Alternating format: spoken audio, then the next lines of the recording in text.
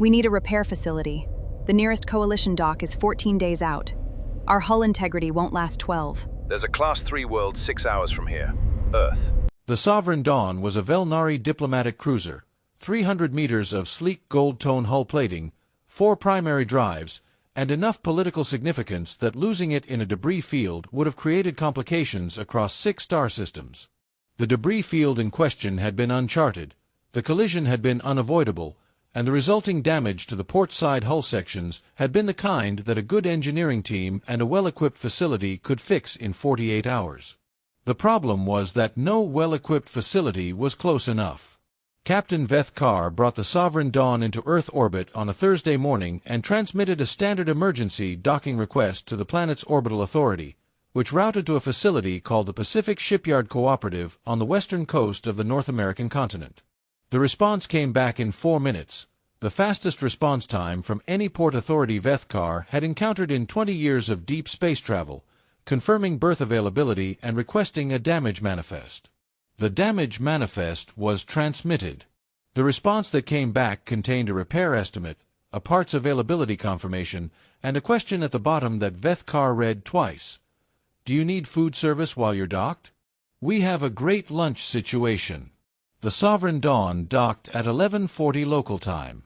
The human engineering team arrived at 1200, which was before the manifest had even been fully reviewed, led by a chief engineer named Marcus Webb, who looked at the damaged hull sections with the specific attention of someone who finds other people's technical problems genuinely interesting rather than merely professionally relevant. He walked the damaged perimeter twice, took his own measurements, not trusting the automated scan entirely, Vel'nari noticed, running independent verification, and then turned to the Vel'nari engineering officer with an expression that contained no apology and no uncertainty. 6 hours for the primary hull sections, Webb said. We'll need to fabricate 2 of the panel joins custom. Our standard alloy isn't quite your grade, but I have a hybridization process that'll get you to equivalent integrity. Might actually be slightly stronger in the lateral stress range. The Vel'nari engineering officer, Commander Liss, had been in her field for 31 years. She recognized immediately that she was looking at someone who knew what they were doing. "Show me the hybridization process," she said.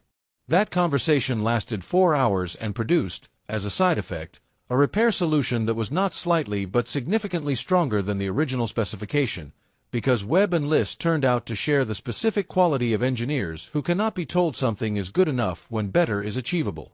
The fabrication team worked while they talked. The hull sections were sealed by 1800. In the meantime, the lunch situation had turned out to be genuine. Navigator Sael had been skeptical about food service. Vel'nari dietary requirements were specific, and Earth was not a species whose cuisine had extensive interspecies documentation. What appeared in the ship's docking lounge was a human crew member named Petra who had spent 20 minutes on the dietary database, produced 5 dishes that were entirely within Vel'nari nutritional parameters, and added a beverage she described as something I want you to try if you're willing. The beverage was coffee. The Vel'nari navigator's expression when she tasted it for the first time would later be described by the 3 crew members who witnessed it as the most interesting thing they had observed in the Vel'nari species to date. By the time the hull repairs were complete, something unexpected had happened. Not on the ship. The ship was finished, confirmed, and structurally sound. What had happened was that Webb and Liss were still talking, because the conversation about the hybridization process had opened into a broader conversation about drive efficiency, and drive efficiency had led to a specific weakness in the Sovereign Dawn's secondary thruster configuration that Webb had noticed from the outside during the hull inspection and hadn't been able to stop thinking about. "It's a lateral resonance issue," Webb said.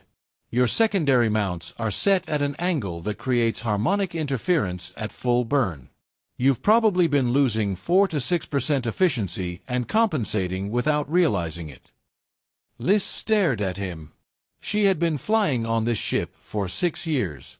4 senior engineers at Vel'nari Spaceworks had signed off on that thruster configuration. She ran the diagnostic Webb described. The harmonic was there. The fix took 8 additional hours, 3 collaborative modifications, and a design revision that Liss immediately flagged to Vel'nari Spaceworks for fleet-wide review. When the Sovereign Dawn finally ran full engine burn tests in orbit, the efficiency gain was 5.8%, which on a ship this size, across a standard operational year, was a number with significant implications. Captain Vel'nari, watching the test results come in from the bridge, found Chief Engineer Webb standing beside him at the viewport and said, "We came here for hull repairs." Webb looked at the test results with satisfaction. "You came in damaged," Webb said simply. "We don't like sending things away damaged." The Sovereign Dawn departed Earth orbit 22 hours after arrival. The hull was stronger than original. The drives were more efficient than they had ever been.